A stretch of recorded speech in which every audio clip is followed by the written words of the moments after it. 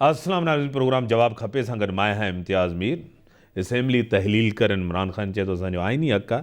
पर गवर्नर पंजाब जेको इक़दाम करे थो उहो गैर क़ानूनी आहे। मुल्क जी मैशियत सियासत इन जो सॼो ज़िम्मेदार जनरल बाजवा खे इमरान ख़ान करार ॾिए थो, पर उहो 4 साल उन जे दौर में पूरी सपोर्ट उनखे रही ऐं जहिड़े तरीक़े सां उनजी हुकुमरानी हुई इमरान ख़ान जी, उहा तव्हांजे साम्हूं हिकिड़ो आइनी बहरान आहे पंजाब जे अंदरि। मूंखे टेलीफोन लाइन ते ज्वाइन कियो आहे वफाकी वज़ीर रह चुकी हैं, सीनियर रहनुमा हैं, सीनियर सियासतदान हैं, PTI की MNA बड़ी वोकल हैं, ज़रताज गुल साहिबा मेरे साथ हैं। मैं आपको वेलकम करता हूं अपने शो में। थैंक यू मिर्ज़ा साहब। पंजाब एक बड़ा सूबा है और बड़े सूबे के अंदर ये जो आइनी चीज़ें हो रही हैं, जिस तरह आज खान साहब ने कहा असेंबली की तहलील हमारा आइनी हक है, हर इदारे को अपने हुदूद में रहना है, और गवर्नर पंजाब का इक़दाम गैर कानूनी है, क्या कहेंगी? बिल्कुल ठीक कहते हैं। असल में बात यह है कि पाकिस्तान के ऊपर एक जत्था जो है वो रजीम चेंज के जरिए बिठा दिया गया है।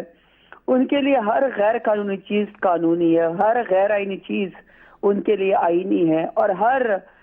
बुरी चीज जो है वो उनके लिए जायज है। पाकिस्तान थोड़ी बन गया है, अब तो वो ऐसा समझते हैं, ये जो जत्था, ये जो PDM का टोरा है, वो ऐसा समझते हैं कि पाकिस्तान इनके बाप का माल है, लूटो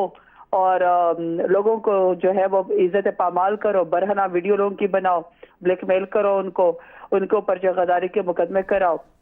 कत्ल करा दो, जिसकी बात पसंद ना आ जाए, जिस एंकर की बात पसंद ना आए उसका प्रोग्राम बंद कर दो, जो चैनल पसंद ना आए उसको कैमरा के जरिए बंद कर दो, और जो बिल्कुल ही पसंद ना आए, जो सच बोलता हो तो उसको गोली मार दो। ये वतीरा है, ये कानून है। अब जहाँ पर ये तो सीरीज ऑफ एक्शन है। हम लोगों ने पहले 123 MNA ने हम लोगों ने नेशनल असेंबली से इस्तीफा दिया, और हमने ये कहा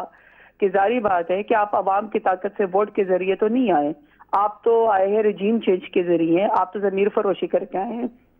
और आप मेला मवेशियाँ लगा के आए हैं। आप पाकिस्तान की लेजिटिमेट असेंबली तो नहीं है, लिहाजा अवाम के पास जाएं, इलेक्शन करवाएं, जो अवाम चाहेगी उसी का फैसला होगा, वही वज़ीर आज़म बनेगा। वो उन्हें नहीं बनाई और वो गैर कानूनी तरीके से नेशनल असेंबली को चला रहे, जिसमें अपोजिशन लीडर भी हुकूमत का हिस्सा है और हुकूमत खुद हुकूमत का हिस्सा है, जिसमें 37 मिनिस्टर के अगेंस्ट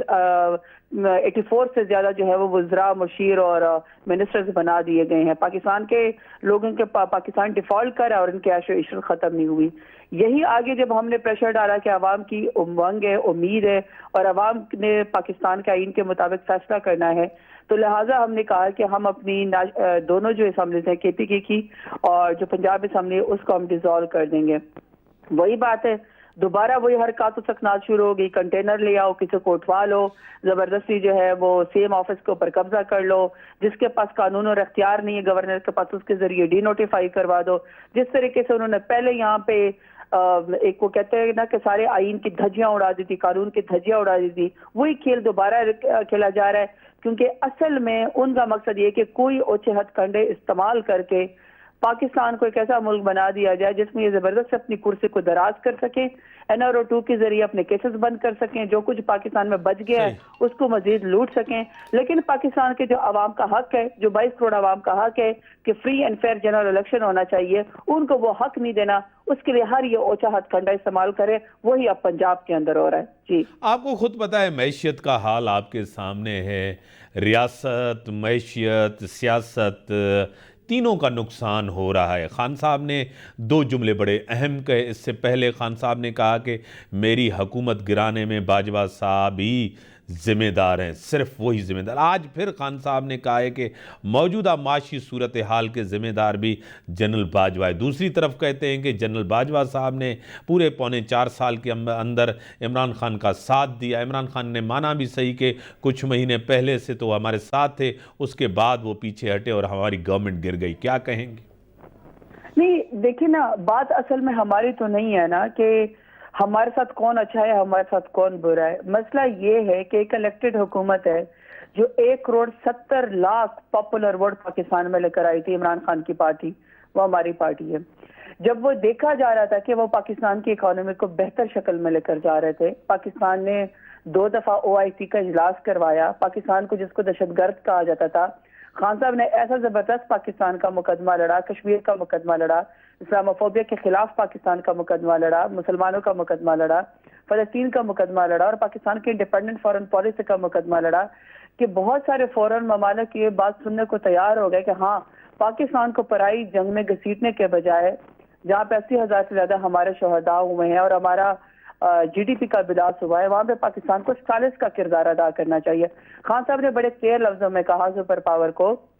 کہ ہم آپ کی جنگ کا حصہ نہیں بن سکتے، ہم آپ کے دوست ہیں، دوست کے ساتھ آپ کا ٹرسٹ ڈیفیسٹ نہیں ہونا چاہیے۔ یہ نہیں ہو سکتا کہ ایک طرف ہم آپ کی جنگ لڑیں، دوسری طرف آپ ہمارے اوپر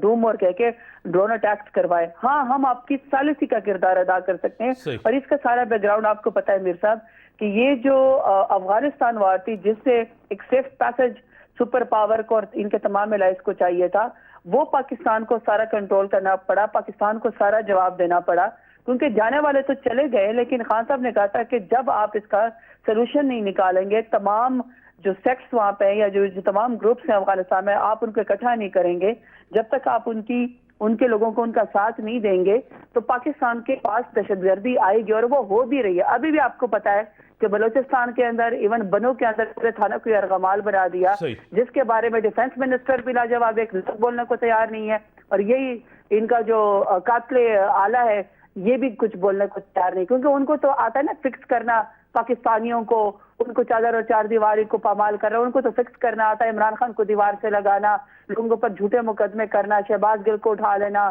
یا ارشد شریف کو گولی مار دینا، خان صاحب کے اوپر اساسینیشن اٹیمپٹ کرنا۔ حکومت تو ان کے بس کی بات نہیں ہے نا، یہ تو فکس کریں عوام کو، کسی طریقے سے عوام کو دیوار سے لگایا جائے۔ وہاں پہ جب باجوہ صاحب کے سامنے یہ سب کچھ ہو رہا تھا کہ پاکستان کی اکانومی بہتر آئی جا رہی ہے، پاکستان جو ہے وہ ثالث کا کردار ادا کر رہا ہے، پاکستان کی ایک شخصیت ہو گئی ہے، شناخت ہو گئی ہے، عزت مل رہی ہے پاکستان کو، وہاں پہ جب وہ اپنے آنکھوں سے دیکھ رہے تھے کہ رجیم چینج ہو رہا ہے تو ساتھ انہوں نے پاکستان کا نہیں دیا، انہوں نے اس کا ساتھ دیا جو ماورائے قانون، ماورائے عدالت، ماورائے آئین اور ماورائے پاکستان جو ہے ابو دی لا ہو کے وہ کر رہے تھے، کام کر رہے تھے، جس میں میرا مویشیہ لگا کے ضمیر فروشی کی گئی، اور تمام چوروں کا جھتہ جو ایک دوسرے کے خلاف تھا ان کو ایک پیج پہ اکٹھا کرنے والا یہی تھا۔ تو وہاں پہ خان صاحب نے یہ سوال کیا کہ یہ اسی کا سیکوینس ہے، یہ وہی چیز ابھی تک چلتی آ رہی ہے۔ آپ کہتے ہیں نا جی تقریر کی کہ جی مجھے گمنامی کی زندگی بسر کرنے دیں، آپ گمنامی کی زندگی نہیں گزار سکتے، آپ کو پاکستان کے لوگوں کو جواب دینا پڑے گا کہ وہی آرم فورسز، وہی ہماری انٹیلیجنس ایجنسیاں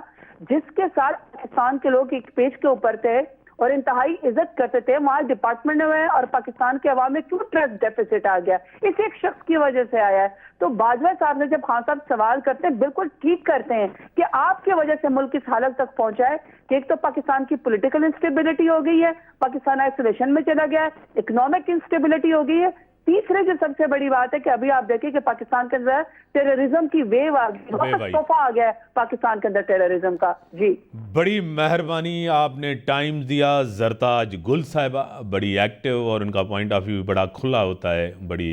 اوپنلی وہ ڈسکس کرتی ہیں۔ آپ کی بڑی مہربانی، آپ بزی تھی، آپ نے ٹائم دیا۔ ناظرین بریک جو ٹائم تھا بریک ہم